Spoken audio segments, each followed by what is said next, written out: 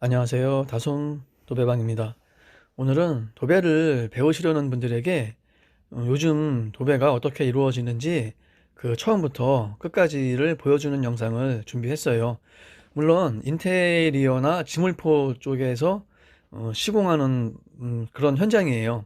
아파트나 뭐 빌라 이런 신축 현장이 아니라 인테리어, 지물포, 뭐 리모델링 이런 데서 시공하는 현장을 소개해드리는 영상을 준비했어요. 현장에 도착을 하게 되면 현장 파악이 가장 중요하죠. 기존의 벽지는 합지인지 실크인지 또 페인트가 발라져 있는지 이런 여러 가지 상황을 정확하게 판단을 하는 게 가장 중요해요. 오늘의 현장인데 지금 벽지가 전체적으로 떨어져 있어요.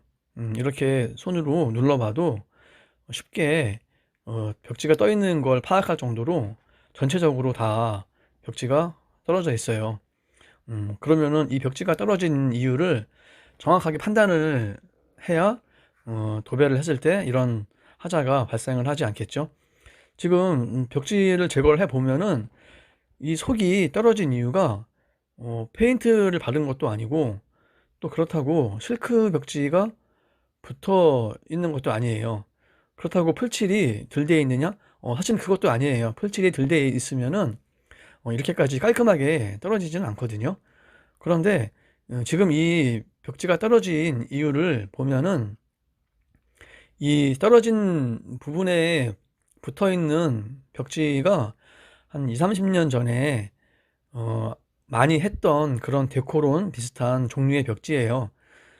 표면이 굉장히 미끈미끈하고 좀 매끄러운 그런 종류의 벽지이다 보니까 풀칠만으로는 이렇게 한 세월이 한 20년 이상 지나다 보니까 그 이후에 도배를 한 5번 정도 한 것 같아요. 그 과정에서 벽지가 마르는 과정에서 이제 계속 당기다 보니까 벽지가 떨어졌죠.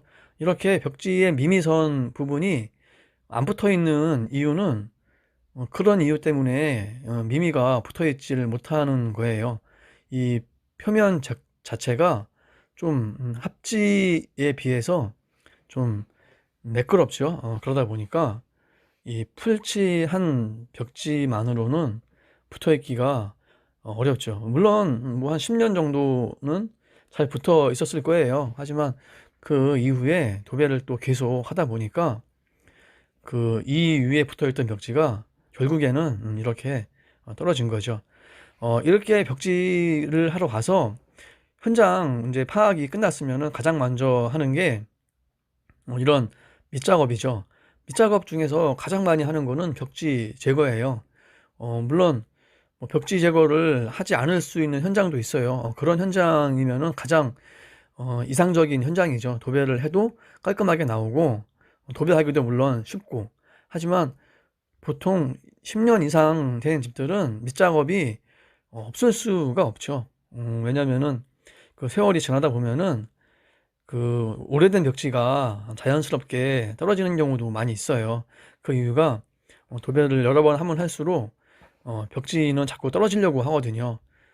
이렇게 가장 많이 하는 밑작업이 벽지 제거죠. 벽지 제거도 뭐 무조건 다 뜯어내는 게 아니라 떠 있는 부분 위주로 제거를 하는 게 그 밑작업을 좀 더 줄이고 도배를 깔끔하게 마감을 할 수 있는 방법이죠.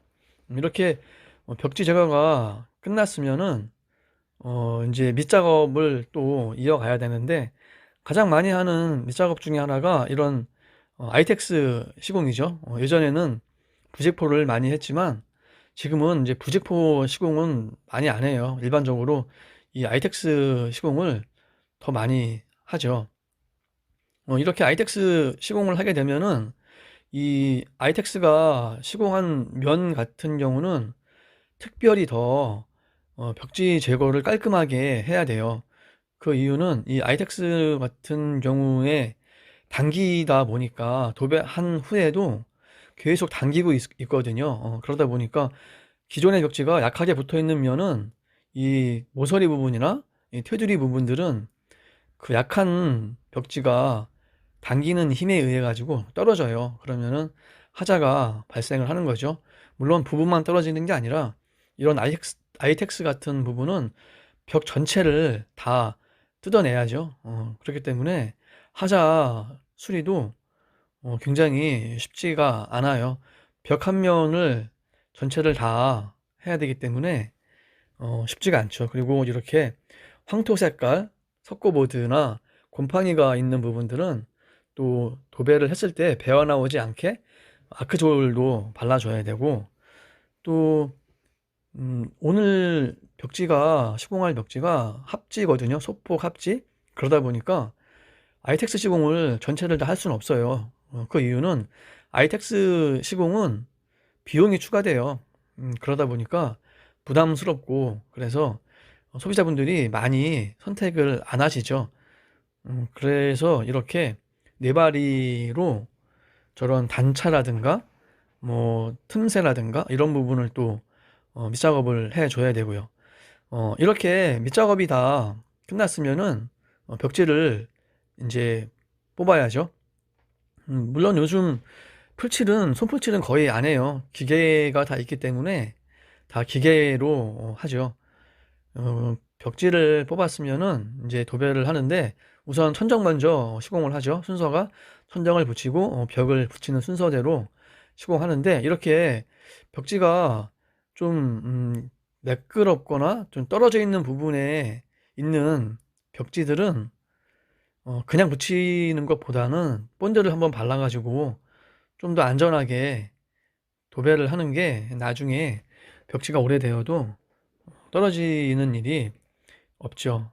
그래서 이렇게 시공할 때에는 본드를 같이 발라주는 부분도 있어요. 그리고 이렇게 이제 천정이 끝났으면 벽면을 시공하는데, 지금 아이텍스 위에 시공을 하거든요.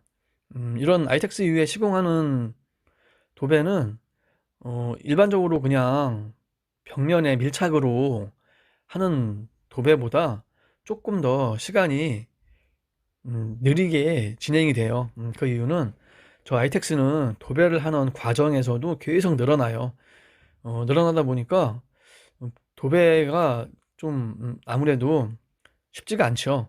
아이텍스 위에 도배를 오래 하시는 분들도 좀 부담스러워하는 경우가 있어요. 그 이유가 이렇게 아이텍스는 부직포보다 굉장히 많이 늘어나고, 또 마르는 과정에서도 이 콘센트나 스위치 부분에 주름이 어, 원래는 다 펴져야 되는데 안 펴지는 경우도 종종 있거든요. 그래서 이 아이텍스 위에 도배 시공이, 사실 도배를 처음 접하시는 분들에게는 굉장히 부담스럽죠. 왜냐면은 저 콘센트 스위치나 이런 부분의 주름이 펴지지 않으면은 그 벽면을 도배를 다시 다 해야 돼요. 하자죠, 하자. 그런 하자가 발생하기 때문에 이 아이텍스 위에 도배 시공이 사실 도배를 배우는 과정에서 가장 어려운 일 중에 하나죠. 물론 이 아이텍스가 마르게 되면은 이렇게 펴져요. 펴지는데 이 콘센트 스위치나 이 모서리 끝쪽에서는 좀 늦게 이 부분이 펴지거든요. 그러다 보니까 이게 다 펴질까? 이런 의심을 하는 도배사들도 사실 많이 있어요. 하지만 이 아이텍스는 생각보다 많이 늘어났지만은 그만큼 많이 줄어들기 때문에 큰 걱정을 안 하셔도 될 것 같아요. 오늘 영상은 여기까지입니다.